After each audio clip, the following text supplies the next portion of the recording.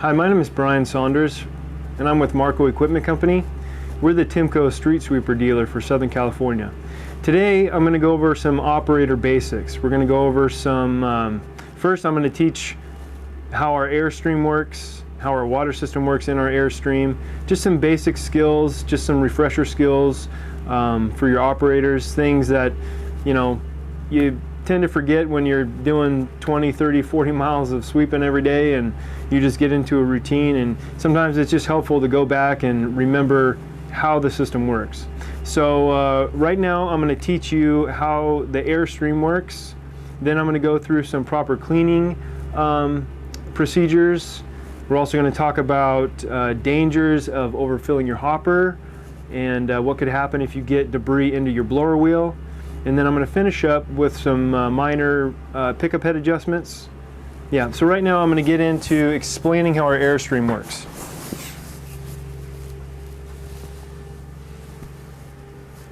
So a Tymco regenerative air sweeper is a closed loop system. It begins with this blower wheel right here. The blower wheel is driven off of an auxiliary engine, of which you can change the RPM to. But essentially what's happening is this blower wheel is forcing clean air down this, we call it a pressure tube. It forces clean air down this pressure tube. This down here is the pickup head. It forces clean air down this pressure tube and charges or pressurizes the work chamber in the pickup head.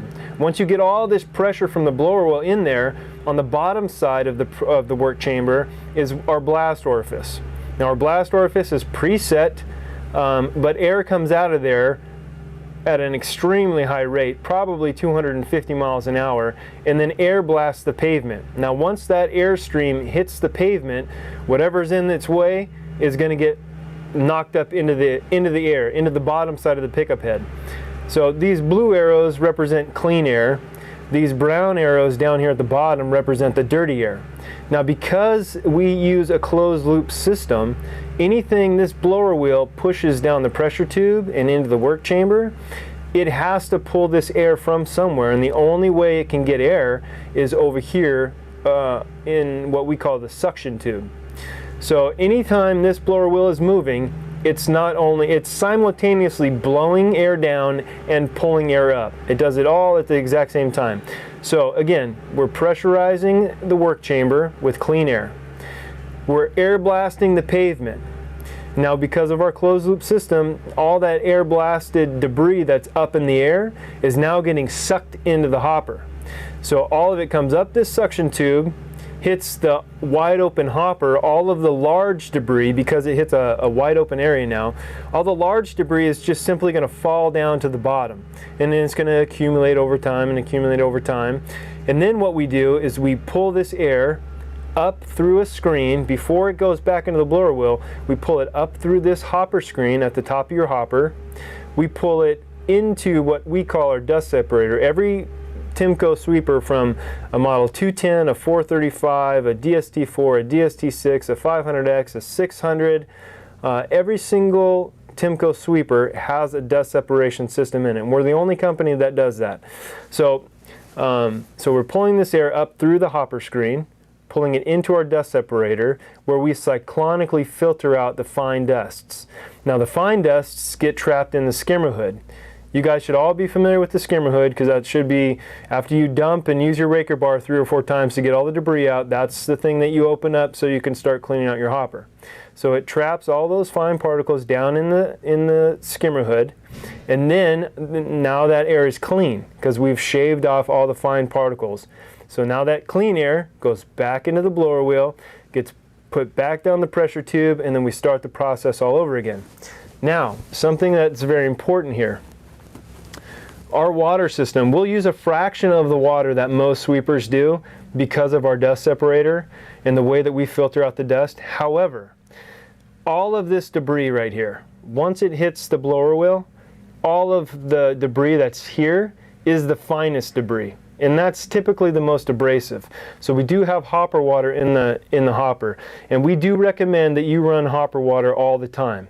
The reason being is because once all these heavies drop to the bottom and we start pulling those fines, that hopper water, it starts mixing that water in the hopper like this, and it attaches to those fine particles and helps us to clean out the dust. If you don't run hopper water, a lot of times what happens is there's a lot of fine dust that wouldn't normally get past the dust separator because it's been moistened. That will go into the blower wheel. Well, if that goes into the blower wheel, you can prematurely wear out your blower wheel. You can prematurely wear out your blower housing. It's just very abrasive, and it's very abrasive through the whole system here. So what we want to try and do when we're using hopper water, we're basically moistening the entire air system. So that does a couple different things for us. Obviously, it helps us control dust, but it also lubricates this entire airstream right here. It makes it much less abrasive than if you don't use it. So that's in a nutshell how our airstream flows through the sweeper. And again, it's like that on all of our models. They're all essentially the same. Sizes change, dust separator size change and things like that. Hopper sizes change, but it's essentially exactly the same on all of our units. Now, one thing you also want to be mindful of. So you can see right here our hopper screen. When we're filling up our hopper, obviously, if we get towards the top of the hopper screen, what's going to happen if we start overfilling this thing? A couple things will happen. I'll give you a couple examples actually. If you're in leaf season and you start filling up this hopper and you get all the way to the top, I guarantee if you guys have been in a street sweeper for more than a couple days and put more than 20 hours on the thing, you've heard a screen blind over. So it blinds over, it puts a lot of pressure on the blower wheel, and you know that you're full, right? Okay, well, if you do that for too long, this blower wheel is stronger and definitely strong enough to start pulling stuff up above that screen. Well, remember what happens when it goes above this screen. This is our line of defense against large debris. So we start pulling stuff up here, it starts to gather up top here. Now we start pulling it through our dust separator. Now we start pulling stuff into our blower wheel. There's a telltale sign you can tell if you're getting stuff into your blower wheel. And a lot of times this will happen if you're running a dry load. You'll start pulling stuff up through the screen, leaves, dirt, things like that. Or if you're not cleaning it properly and it accumulates up there, a telltale sign is, one, you'll hear it blind over or something like that. But down here, there's a set of turning vanes. I don't think I mentioned that in the beginning. At the bottom of this pressure tube, there's turning vanes. If you're getting debris in here, that means too much stuff is going into your blower wheel. Because you can't have anything in here unless it goes into the blower wheel. So if you're getting like trash and leaves, and if this is getting all mucked up with things, then you're doing something wrong and you need to go back and figure out what it is. Am I overfilling it? Am I not using enough water? Did I not get my dust separator clean? Those kind of things. Because you don't want to be pulling stuff in here. I mean, these blower wheels can last up to, we've seen them last up to 5,000 hours. And the blower housings, they should last a long time if you're running them correctly. So that's one thing to look out for when you're doing your cleaning right there. So you want to make sure you stop well short of your hopper screen.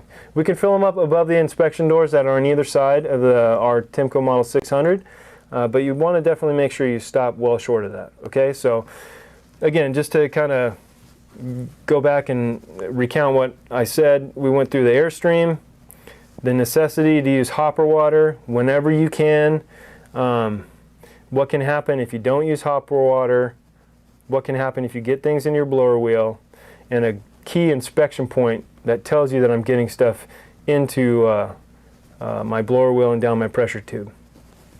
Now there is a real easy way to clean the bottom half of the sweeper. We're going to get into cleaning a little bit of, we're going to get into cleaning the hopper right now. So initially what we typically like to do, you guys are all familiar with our leaf bleeder door on the opposite side of this pressure tube.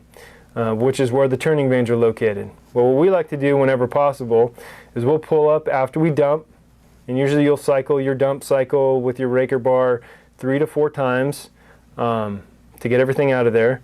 And then when you go to clean with water, you'll put the pickup head on the ground, you'll fire your auxiliary engine all the way up, and then you'll stick as high volume of hose as you can find inside the bleeder door. And what that does is it fills up the work chamber with water. It cleans out that whole blast orifice with water, and the crucial point is it cleans out this whole suction tube right here, because it's pulling all that. It won't get all the way up into your hopper, you know. because it hits that wide open area and just falls down because it's heavy, but it'll clean out this whole tube for you. What happens a lot of time, especially if you're in a heavy soil, dirt environment, you'll need to run the water that's in this pressure tube. That's one of the water nozzles that makes you PM10 compliant.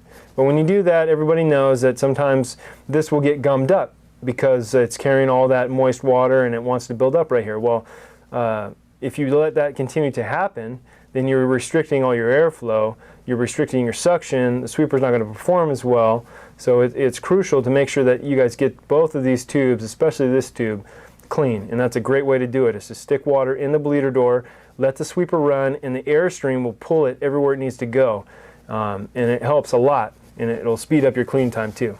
So that's the first spot right there. Next spot is open both your inspection doors, open the hopper, and get in there and just start hosing. The most crucial point of an air sweeper is the screen area. Because again, every single bit of air that goes through this sweeper has to go through the screen before it goes through the blower wheel. If you don't clean your screen out, then you're going to greatly restrict your airflow. I've seen a lot of, recently I saw somebody who they were sweeping at night, so it was a little bit harder to see, but they hadn't been getting it clean. And we kind of knew that was happening, or we were trying to help them understand the necessity to clean up there. But it was piling up and piling up and piling up, and the sweeper stops performing well. So it's really, really crucial to get all that debris off the screen, first and foremost. Your dust separator is very important. When you lift the skimmer hood, you clean out that whole dust separator. That's all your fines go. And then to the best of your ability, make sure you get everything out and you're ready for the next day. Okay, so now we've done that. We've cleaned our screen. We've cleaned our hopper out. We've cleaned the bottom half of our airstream, pressure tube, suction tube, pickup head, blast orifice. So essentially we're ready for the next day. Just leave the doors open, inspection doors open, let it air out a little bit. That'll keep it from getting any kind of corrosion or anything like that. Yeah, one thing that I did want to cover though, that I didn't cover when we were talking about the blower wheel. You can change the blower wheel RPM by changing the auxiliary engine RPM. It's driven off of a PTO shaft that directly drives this blower wheel. There's different settings for different seasons. So like, paper, leaves, light trash cans, bottles, things like that.